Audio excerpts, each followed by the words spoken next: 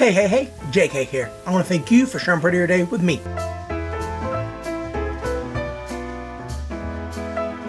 Well, as I'm recording this, I do have the Yankees game up beside me, so hopefully when we are finished, I'll be able to be happy and not sad that my Yankees are currently winning, but they could Yankee and lose and be swept. But we're not talking about baseball right now. We're talking about football. As we are entering week 8 of the NFL season, lots of bye weeks have either come or gone in the last few weeks. Lots of adds and drops have really essentially prepared you for what the rest of your season is going to look like. You know where you are about halfway through the season, whether you need to make some big plays, make some trades, maybe just a Hail Mary on a player or two, or three, or more. But that's okay, because unless you've lost every single person to injury, there's no one on your waiver wire, you've not won a single game, there's still time. It's not the end of the world. You're just going to have to make some big plays and some tough decisions. But that's part of the game. You play to win the game. You also play to make those big risks. You play to take a chance, take a flyer. That's what we're going to be talking about. Also, with some of these injuries and some of these people just, I'm tired, coach, I'm tired. We're turning the clock back to 2012, 2015. It's going to be a while back. It's going to be like a time machine. But let's go ahead and get into these wins and losses.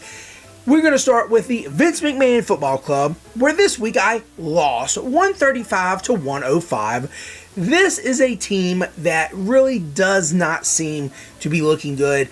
The running back is the toughest part of my team to try to figure out week to week because I made the mistake of keeping Travis Etienne. And if you are following the Jaguars, Etienne is either hurt or he's just literally fumbling the bag away to Tank Bigsby. But he was one of my keepers. Some of the guys that did well for me, Kyron Williams got me 18, but even better than that, the Lions defense got me 19. So big plays from the defense. However, we still lost by 30 points, so there were two guys that did not do anything to help me, and they just happened to be the two ads we had for the week. Surprise, surprise, we're combining two different segments of this same team talk. Sterling Shepard got me 1 point, and Rashad Bateman got me 2 points. Oh, gosh. What makes it even worse was I sat a few different players, including Josh Downs, who got 17. And how could I sit Sam Laporta on National Tight Ends Day? He got 11. Now, I wouldn't have won, but it would have been closer, you know? Now we're bringing back the graphic for the ads and drops because we talked about the ads, Bateman and Shepard, but the drops included the IR-riddled Rashid Shaheed, the Texans defense, and Alan Lizardman Lazard because Aaron Rodgers got a new friend in town. So now Mr. Lizardman can't play. Yeah, the Jets are a freaking dumpster fire. And now we move to the deranged Easter Bunny team where we lost 183 to 162. I really thought this was a good game for us, but they just had too much firepower. CJ Stroud led our team with 45, and Cade Otton came in big for us with 31. However, Jaden Reed got me 8, and the Baltimore Ravens defense going against a very subpar Browns team got me 3 points. That stinks. What doesn't stink were the ads, which included Cade Otton and Travis Kelce. Hold on. You see, I dropped Travis Kelce because I was so mad. I'm like, dude, why can't you do anything? Why can't you score? Well, I dropped him for Cade Otton, and Travis Kelce got mad at me. I still don't like Travis Kelce, but I did drop him along with Jameson Williams, Ramondre Stevens, who, again, scored 2 touchdowns, and Jake Ferguson. So I dropped 2 tight ends, picked up 2 tight ends, but one of them was the same tight end. So, you know, that's how things go. This loss brought me to 4-4 on the season. Again, not in any way, shape, or form out of it by any stretch of the imagination. And did get a big boost with Mr. Puka Nacua coming back, who I did not start this week because I did not think he was going to do well coming off of the IR just after the week of being cleared. And he scored 23 points. I would have won had I started him. And now we're going to move to the Jerome Horwich Purple Dragons, where this week was a win, 112-103. Now let me tell you, this game was a lot closer than it needed to be. My opponent had Mr. Chris Boswell and the Steelers defense. They did a great job against a terrible Giants team. The offense could not score for the Steelers, so that allowed Chris Boswell to kick a field goal, then kick another field goal, and then kick another field goal, and then put another one up. Then they finally got in the end zone, so I guess that helped a little bit. Luckily, they were only 20 or 30 yard field goals. I don't know what I'd have done if they were like 40 or 50 yard field goals. And then the defense. They were doing a very good job at just shutting down Danny Dimes. And I really thought that I had lost this game once, whatever his last, Beanie Bush Jr., something like that, some weird name, intercepted that ball, and I thought he was going to run all the way back. I was like, no, guy, trying not to wake my kids up. Luckily, he didn't, and we still won. Another big factor that we won was the fact that C.D. Lamb had 26 points, and Josh Jacobs had 24 points. Woo! Now, on the opposite side of that, I only had 3 points from Jaden Reed, and I had 0 points from the Baltimore Ravens defense. What are you doing? What makes that even worse was that I sat Lad McConkey, who would have had 23 points for me. So would have helped our lead, made it a little further apart to where I wouldn't have worried so much about that pick six, or would have been pick six. But, it's all good. We won. The action this week included Tucker Kraft. Yes, somehow he was still available. And Sterling Shepard, while the drops included Zach Ertz. Woo! Can we just take a minute and talk about how good the Redskins, and not Commanders, the Redskins are? And I am so pumped about them. I'm going to put that helmet on, and I'm going to make sure that I fight for the Hogs. And then we also dropped Jerry Jeudy because he's ugly and doesn't get any targets. This win brought me to 4-4. Still very much in the race. 5th overall. Definitely not worried about it. We are absolutely going to make some moves and stay in the thick of it and get to the playoffs. And the last team we're going to talk about, the Party Time Party Boys, where this week I crushed my opponent 153-107. Mostly in part to the 3 following guys: Josh Jacobs with 25, Kyron Williams with 24, and Trey McBride with 21. In no part thanks to CJ Stroud, who only got me 12 points. Says he's kind of down, but here's the thing. I think he's going to pick it up because now he is missing Stephon Diggs. Not that I wanted anything bad to happen, but I think it's better Diggs is not on the team because there's not that much pressure. Yes, the offensive line for the Texans are terrible, and, the defense could do a little better, but I think this is actually going to be a turnaround for CJ Stroud. While 2 of my running backs did great, one of them, Tank Bigsby, only got me 10 points. Now you might be thinking, well, that's pretty good, but he missed out on a goal line touchdown, well, from the 2-yard line, but a touchdown.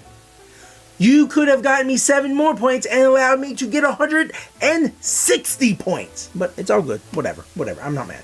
I'm not mad at all. I'm not mad. Now, had I lost by like 6 or 7 points, yeah, I'd have been pissed. But it's all good. I just wish that going forward, you would get those. As long as you're on my team and not someone else's team. Also, Jaden Reed only got me 7 points. He was hurt, and now I don't know if Jordan Love's going to be in, so now I'm debating Josh Jacobs. Well, Josh Jacobs is going to get definitely going to get a lion's share of the carries because Malik Willis is not that great of a quarterback. He's okay. He's better than me. That's also not saying a lot. But in any case, Tucker Kraft, Romeo Doubs, never would have Christian Watson, and then of course Jaden Reed, not sure about starting any of them this upcoming week. So what I am thinking about starting is Mark Andrews, though. He is also one of the adds, along with Dak Prescott and a Chargers defense who has a great upcoming schedule. People had to drop for them to include Isaiah Likely, who has fallen off the face of the earth. Michael Wilson, who did nothing in the absence of Marvin Harrison Jr., even though there wasn't really an absence. It was just, oh, we think he's hurt. And then Rashid Shaheed, because he's out for the season. This brings my record to 4-4. So 3 leagues 4-4, 1 league 2-6. I'm not out of it. It's just going to be tough in some one than the others, because I'm right in the thick of it. Right in the thick of it. In any case, now we're going to talk about some of the adds and drops. Well, not really drops. I mean, unless you have someone who's on IR. Chris Godwin, Stephon Diggs, Rashid Shaheed. Don't drop them if you are in a dynasty or have keepers. Don't drop them. But those are people you can probably go ahead and drop. But people you should add. Now we're going to go ahead, start with the old heads that are coming back. Joe Flacco, because Richardson is tired. Silly, dude.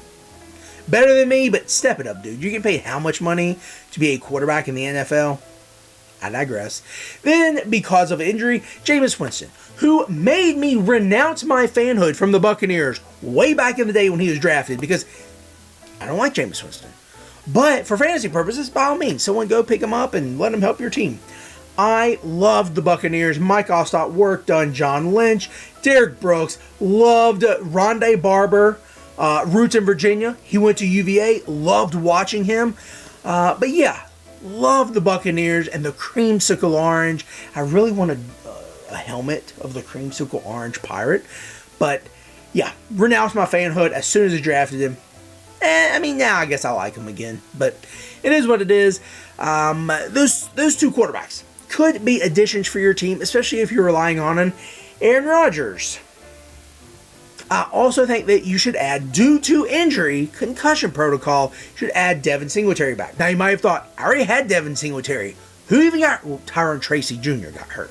So, if Tracy has a concussion, then you now have Devin Singletary going against the Redskins defense, which Redskins defense is good, but dinks and dunks, they're susceptible to getting allowance of people to get behind it. But in any case, I don't want to talk about that because I don't want my Redskins to lose, especially to the Little Giants. Also, if you're desperate for wide receivers, you can look at Cedric Tillman, and I say desperate because there are some other mouths to feed in Cleveland. However, he seems to have the eye of Jameis Winston. But Elijah Moore also had 8 targets. So keep that in mind. Those two are going to be the main guys. Unfortunately, I think Jerry Jeudy is just out of the mix. So Jameis, one ad. Cedric Tillman could be another ad. Now, if you're, again, still desperate, you could go with Xavier Leggett. That big country-talking guy from the Carolina Panthers, because there's no one else to throw it to. Thielen, IR. And I don't know if he's even going to come back or if he's going to be with the Panthers, because he might want to go somewhere where he's actually going to be needed and utilized. Dante Johnson, he's gone. Can you name anyone else on that offense? Yeah, that's what I thought. So, those are the teams I think you should look at. The defenses, I'm going to say it again, the Chargers, great next few games. Then after that, if you have an opportunity to stash them, the Lions defense, they have a great few games as well. We're going to talk about them later, specifically talking about how the sooner they get to a month's out worth of games, you should go ahead and add them, and they will be your set and forget type of defense. That's going to do it for all of the recaps and all of the ads that you should have, and you know, a few of the drops that you should make. But I do also want to say that at this point in time, the Yankees are leading 10-4, and I'm super excited, but I'm not going to get my hopes up. This is J-Cake, and I want to thank you for sharing part of your day with me.